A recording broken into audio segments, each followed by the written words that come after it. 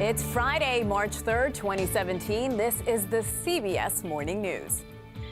President Trump is standing by his attorney general as Jeff Sessions makes a decision about his involvement in certain investigations. I have recused myself in the matters that deal with the Trump campaign. Mr. President, you still have confidence in the attorney general? Total. Boosting America's defense, the commander-in-chief steps aboard the Navy's newest and most expensive aircraft carrier to promote his plans to rebuild the military.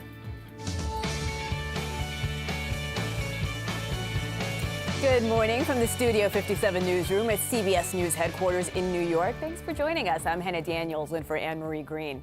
President Trump says Attorney General Jeff Sessions did nothing wrong, but under mounting pressure from both Democrats and Republicans, Sessions agreed to recuse himself from a federal investigation into alleged Russian meddling in the 2016 campaign. Sessions met with the Russian ambassador during the campaign and gave misleading testimony during his confirmation hearing. Roxana Saberi is here in New York. Good morning, Roxana.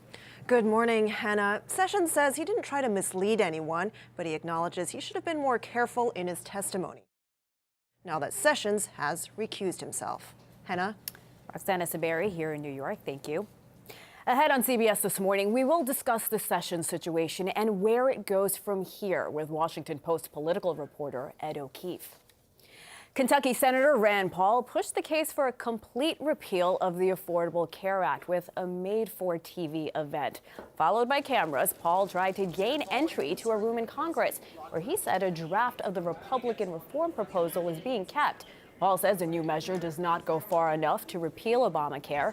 Turns out Paul had the wrong room. He was standing outside someone's office. Vice President Mike Pence told a group of Ohio businessmen the Trump administration will repeal and replace Obamacare. The American people know the truth. Obamacare has failed, and Obamacare must go. This failed law is crippling the American economy and putting an enormous weight on American families. Pence says the Affordable Care Act placed a heavy financial burden on small businesses. It's reported that Vice President Pence used a private email account to conduct state business when he was Indiana's governor, and it was hacked. The Indianapolis Star reports Pence used his personal AOL account to communicate with advisors on homeland security matters, among other things. The account was hacked last spring before he was chosen to join the GOP ticket. Pence frequently criticized Hillary Clinton's use of a private email account when she was Secretary of State. Two more of President Trump's cabinet nominees have been confirmed. The Senate confirmed Ben Carson as Secretary of Housing and Urban Development and former Texas Governor Rick Perry as Energy Secretary. In the past, Perry had said he would do away with the Department of Energy. President Trump used America's newest aircraft carrier as a backdrop to make his case for a military buildup. In his budget proposal, the president wants to add $54 billion to defense spending to, in his words, project American power in distant lands. David Martin reports. Nothing symbolizes American military might more than an aircraft carrier. David Martin, CBS News. This morning, new rounds of airstrikes reportedly targeted suspected al-Qaeda targets in Yemen. Reuters reports on witness accounts of unidentified drones and helicopters believed to be American and deployed troops on the ground. Yesterday, the United States said it carried out 20 precision strikes in Yemen, the first major U.S. operation there since January. Just released video is at the center of a civil rights lawsuit alleging a Georgia teenager was killed by deputies. In August of 2015, Harris County deputies pulled over Nicholas Dijksma following a chase. His parents say he had been sleeping in the truck, was startled, and drove away. The video shows the deputies tased him and pulled him to the ground. One deputy puts his knee on Dijksma's neck for nearly 40 seconds. He was unresponsive. Nearly 10 minutes pass before they begin CPR. County District Attorney is investigating. A case of vandalism at a Jewish cemetery in New York is being investigated as a hate crime. More than a dozen headstones were overturned at the cemetery in Rochester. This is the third known case of a Jewish cemetery being vandalized in the past 2 weeks. Tuesday marks the 52nd anniversary of a critical moment in this country's civil rights struggle. The 1965 march over the Edmund Pettus Bridge in Selma, Alabama became known as Bloody Sunday. Some 600 civil rights demonstrators marching to the state capitol were attacked by police with clubs, gas, and police dogs. Events commemorating the event begin this weekend. Coming up on the morning news, corruption case. Half a dozen Baltimore police officers are jailed on sweeping federal charges. And former President Barack Obama is honored for his courage. This is the CBS Morning News.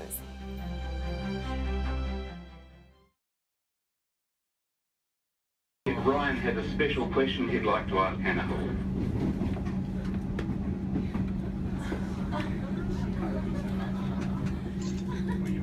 She said yes, of course, with a little help from the train's conductor. A commuter in Melbourne, Australia, used the ride to work to get down on one knee and propose to his girlfriend.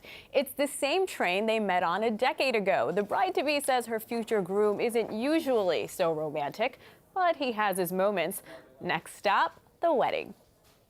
Former President Barack Obama gets a prestigious honor, and Baltimore police are jailed in a conspiracy case. Those are some of the headlines on the morning newsstand. The Baltimore Sun reports that a federal judge has ordered 6 police officers indicted on racketeering charges be held in jail until their trial. The officers are members of an elite unit tasked with getting guns off the streets. They're accused of stealing money, drugs, and property from Baltimore residents. The Wall Street Journal reports that European lawmakers have voted to strip French presidential candidate Marine Le Pen of her parliamentary immunity. The move allows a Paris court to prosecute her for posting images on social media showing Islamic State brutality, including the beheading of American journalist James Foley. Le Pen is leader of France's extreme right National Front Party. The Washington Post has details of new Interior Secretary Ryan Zinke's ride to work. He trotted up the National Mall on horseback, accompanied by a posse of U.S. Park Police. Cowboy ways aren't new to the former congressman. He's from Whitefish, Montana. Zinke heads a department that manages a fifth of all land in the U.S., including the national parks. The Boston Globe reports former President Barack Obama is this year's recipient of the Profile in Courage Award. The John F. Kennedy Library Foundation said it was honoring Mr. Obama for, quote, elevating the standard of political courage in a new century. Caroline Kennedy and her son, Jack Schlossberg, will present the award in May. And the Las Cruces Sun News has a story about the use of sleep pods at 2 New Mexico schools.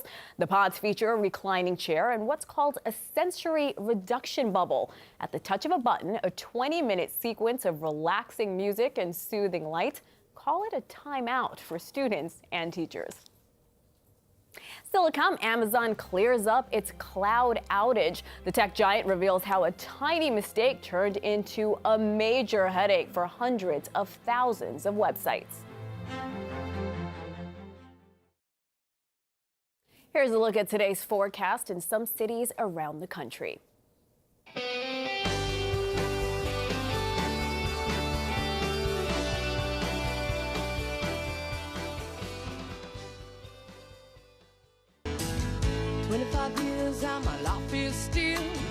Trying to get up that Consumer products powerhouse Procter & Gamble has unveiled a new online campaign. It's called We See Equal. It doesn't promote a specific product. Instead, it's about the people that use them. The ad campaign promoting gender equality coincides with International Women's Day on March 8th.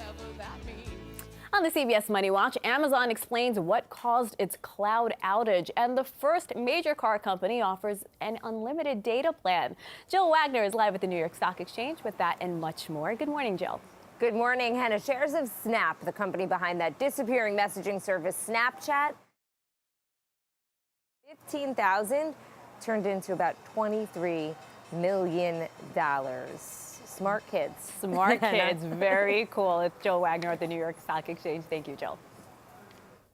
Still ahead, the future of fruits. We'll show you how one company is keeping produce from going bad too fast.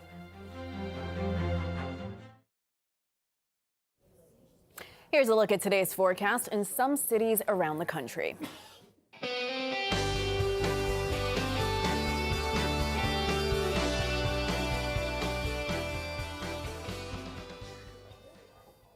To California now, where a startup company says their product can extend the shelf life of most fruits and vegetables. Not just a little, but up to 5 times longer. Ben Tracy has a story. Lush hillside farm near Santa Barbara. Ben Tracy, Santa Barbara, California. Our top story this morning, Attorney General Jeff Sessions agreed to recuse himself from any investigation into alleged Russian meddling in the U.S. election. During his confirmation hearing, Sessions failed to mention that during the campaign he met twice with the Russian ambassador. The latest installment of this series, Living Stronger, looks at a Texas officer who lives life to the fullest by embodying the spirit of the law. Omar Villafranca caught up with him. When Officer Arthur Parker directs traffic, Go.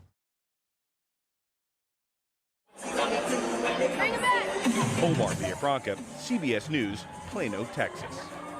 Certainly made me smile. Coming up on CBS this morning, the Climate Diaries series continues with a trip to Antarctica and how tourism is funding critical research on climate change. Plus, Chris Van Cleave shows us new technology that could help alleviate the headaches associated with traveling. It could be the future of airport security. New CT scanners that create a 3D image of your carry-on bag, and they're coming to airports across the country this year. We're going to show it to you first on CBS This Morning. That's the CBS Morning News for this Friday.